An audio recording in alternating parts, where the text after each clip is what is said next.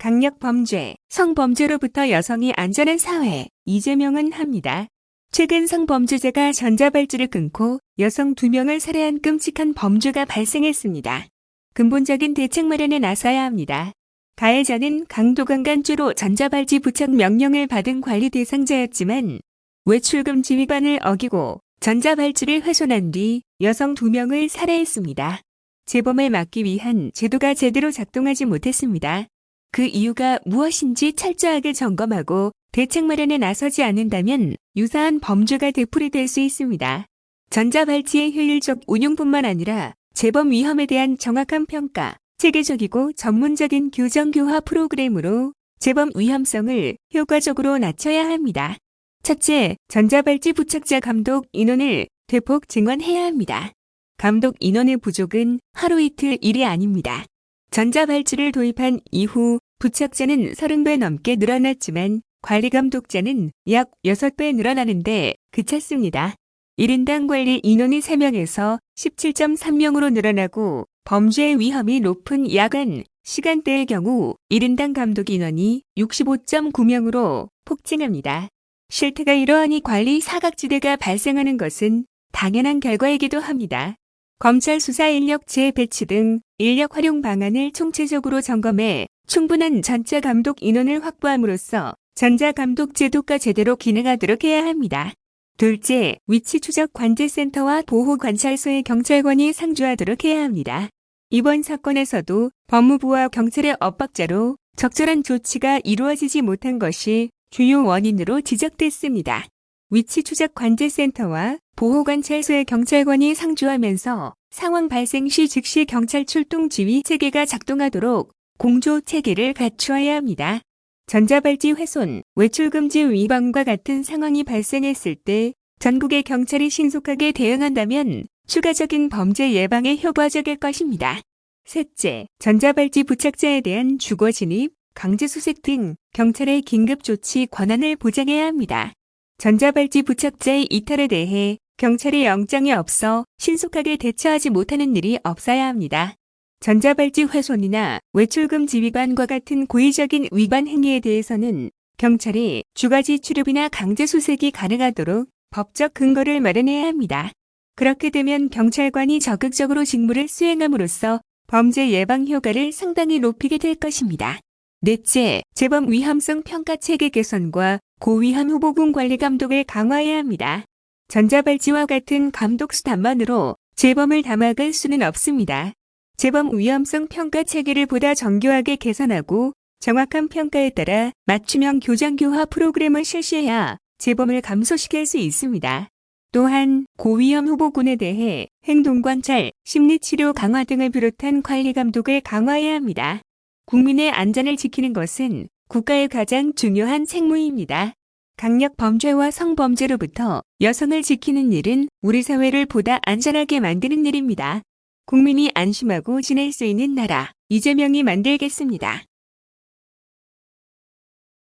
다음 페이스북 글, 정권 재창출, 압도적 지지가 필요합니다. 첫 순회 경선을 앞두고 당원 동지 여러분께 호소드립니다.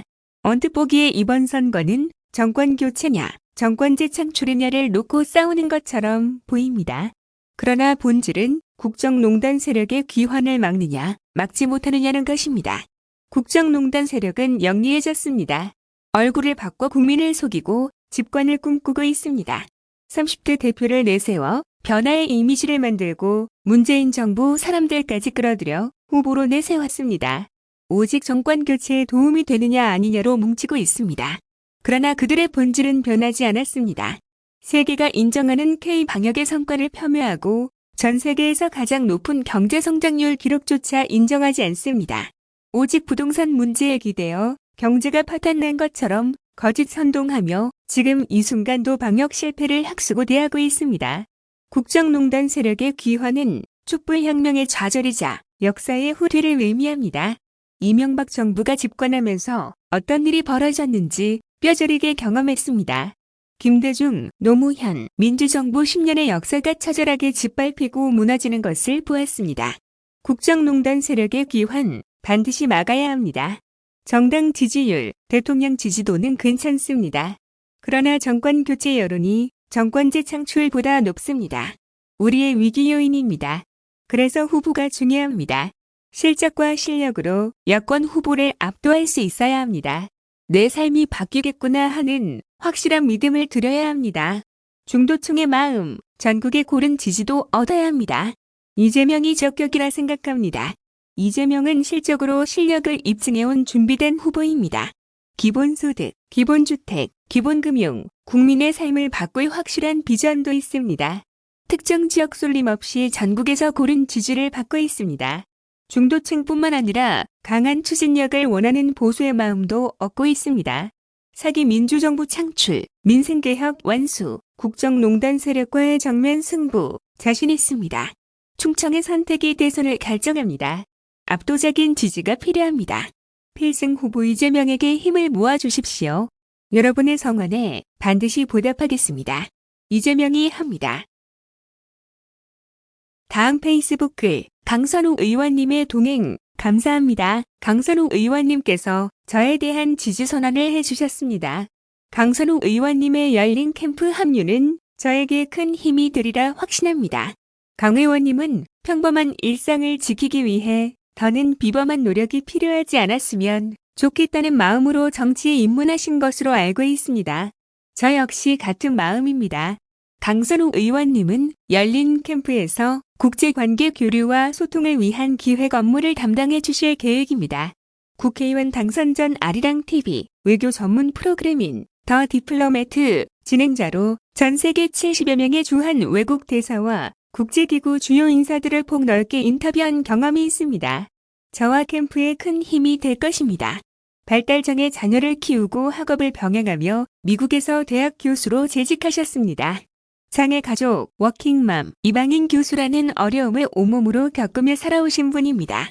국회에서는 문재인 정부 국정과제인 권역별 공공어린이재 활병원 사업의 성공적 추진을 위한 법안 발의와 예산 확보, 학대 피해 아동을 위한 쉼터 확충, 장애 아동 보육 지원 확대, 또 희귀병 완화를 위한 약제 보장성 개선 정책에 매진했습니다. 제가 발표한 5대 돌봄 국가 책임제와 일맥상통하는 부분이 많습니다. 제 손을 잡아주시고 함께해 주셔서 감사합니다. 강선우 의원님이 바라시는 대한민국 만들기에 저도 힘을 보태겠습니다. 다시 한번 강선우 의원님의 열린 캠프 합류를 환영합니다.